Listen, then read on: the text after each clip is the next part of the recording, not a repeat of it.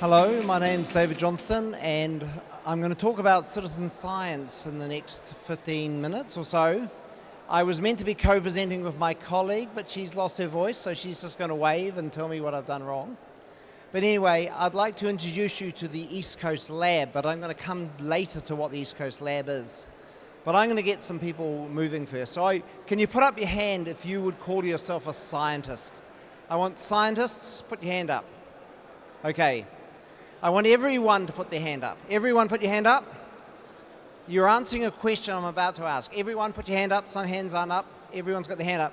The question is, which of you are citizen scientists? And you've all put your hand up, and I can explain what that means. So who are we? My name's David Johnston. I'm from Massey University in GNS Science in New Zealand. And many of you think New Zealand is a group of people upstairs in a booth up there, but there's actually a few of us back home. So New Zealand is sitting in the Pacific, and we are surrounded by a lot of ocean and a plate boundary. So much of the images of New Zealand, if you've seen the Lord of the Rings films, we have spectacular scenery, we have a lot of sheep and a few people. There are 4 million of us. But we're also a very hazardous landscape. We are subject to the plate boundary, volcanoes, earthquakes, landslides, tsunamis, weather events, and we have many destructive events of recent times, and many of you will be aware of those. And we as a nation are trying to do our bit to reduce disaster losses, and we're also trying to share some of our lessons globally, so that's why there are a number of us here. Over the last decade and coming into the prelim to the Sendai framework, there was much discussion about the role of science and technology and what science can do for the effort of disaster risk reduction. And there is much conversation about that. So we are great promoters of the role of science. And many people see science as something that scientists do, and largely scientists do science. But there's increasing discussion and opportunities around how do we involve the citizens in our science. And involvement can take many forms, and I'm going to discuss some of those today. So citizen science is a term that's been around a long time, and the actions of citizen science has happened for a long time. In New Zealand, our telegraph operators 150 years ago used to record earthquakes. They weren't scientists, they were telegraph operators, but they were recruited to record data. And citizen science is very old, but we're starting to explore new opportunities of citizen science from another number of dimensions. And there are many ways which you can consider participation in citizen science.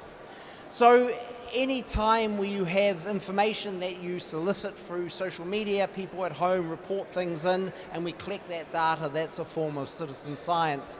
And there are more participatory activities where community groups will start monitoring rivers or collecting data which they feed to agencies. But we're interested also in some of the initiatives that are driven by citizens. But part of citizen science is also exploring the role of citizens in the scientific process, not just as passive or active recipients of the effort of scientists, but actually participants in the process of science as well as the users of science. And we are interested in that. And I'm going to give some examples of some of the work we're doing in New Zealand, both to understand what we call the science of citizen science, to actually making some practical activities that involve people in science. Now, there are a number of key issues that we are grappling with in the citizen science domain.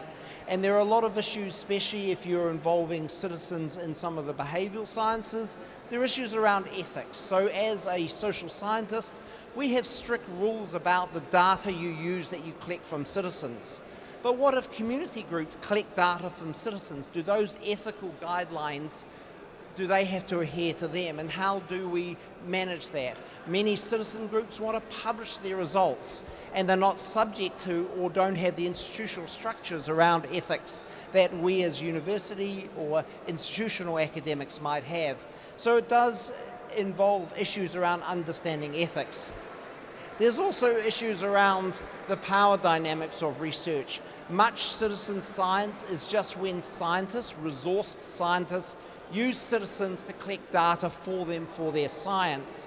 but how participatory is that, and are there issues around justice around that? So one group gets paid to do it, they get another group to do it voluntary, and they get the benefits of it. So how much do researchers actually actively engage and respect some of these issues around with the citizens? And there's definitions of science too. We've often seen science has been narrowly defined, or often as a sort of Western science, and we do it to communities. But there are other ways of seeing the science and knowledge, and it touches on the importance of Indigenous knowledge as part of the process and the legitimacy of their way of seeing the world and using it. And there's obviously issues around funding and motivating. We expect people to do stuff for us, but how do we share the resources for that, and how do we motivate it? What I want to do now is just give an example of an initiative we have in New Zealand that's really grappling with many of these issues, both in its development and its operation. And it's the East Coast Lab. The lab is Life at the Boundary, and this is a community initiative in the east coast of the North Island. We're missing a slide. I had a map, but it doesn't matter. I had a map of New Zealand. So the east coast of the North Island of New Zealand has a big subduction zone like the coast of Japan or the Pacific Northwest of the US, the Hikurangi margin. And it is subject to a big tsunami risk. So what we wanted to, as I work for a government science agency, we wanted to build an enterprise, a social enterprise with the community to do science with them. We do science for them, but also with them. And the East Coast Lab is an initiative, and I recommend you Google East Coast Lab and you'll find the website on it. We will put that information on the upload afterwards. But the East Coast Lab was about involving the community in the science. Now, much of the science we're doing is happening. This east coast of the North Island is having much international science attention. So some of the citizen science was getting the community to participate in some of the big international science that's happening. But it was also driving some of the activities. And the one in particular that we've been looking at is around tsunami evacuations. So we saw in Japan, and we've seen in other places around the world, it's the immediate actions of at-risk people getting out of harm's way before a tsunami arrives that is important. And we want to understand that process. So as a researcher, I want to know, can we move people from A to B? And yes, there are agent-based models and things we can do in our community. But one of the things about the agent-based models, and those are just computer simulations of movement of people, they have synthetic data. We artificially create people and we move them. So I thought one day, actually, why don't we get the children to walk the tsunami routes? We'll time them, and instead of using synthetic data, we'll use actual data of actual children walking from A to B. So this community initiative, we had 3,500 school children who practiced a tsunami drill. Now, we could run this drill as an exercise where we've told them to go from A to B, but what we did is we added some science into it, and we worked with the school, and one of the exercises, the mathematics class, developed ways of recording data. So the question was, how do you record travel data? So we had different ways of doing it. One of the methods was we had people at various locations, and we simply counted the movement of people and timed the first arrival and last arrival. And with 3,000 people and 15 observers, we could actually get a map of population flow. We also used an app, a free app called GPS Logger, where people push start, stop, and then they could send the file in. So that's more advanced, and we only trialed it with about 10 people. But imagine if every person there was carrying a phone, and we have the technology to get the travel distance data for every person just whilst they do a walk. So there are ways of involving it. In this particular one, the media studies class used it to make a documentary. And the physical education one was looking at using exercises as a way of building into their fitness program. So they would do tsunami evacuations once a week as part of physical activity. So they were looking at different ways to solve the problem of how to optimize moving people from A to B for life safety.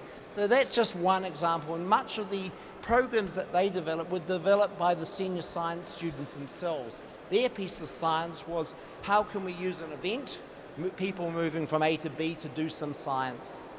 So time is short and I've had my signal, so thank you very much. There is much more we would like to discuss around citizen science, not just examples, and we'd love to hear about those, but some of the issues we have to deal with around the equity and ethics and how to use citizen science to meet citizens' needs, not just that of the scientists. Thank you very much.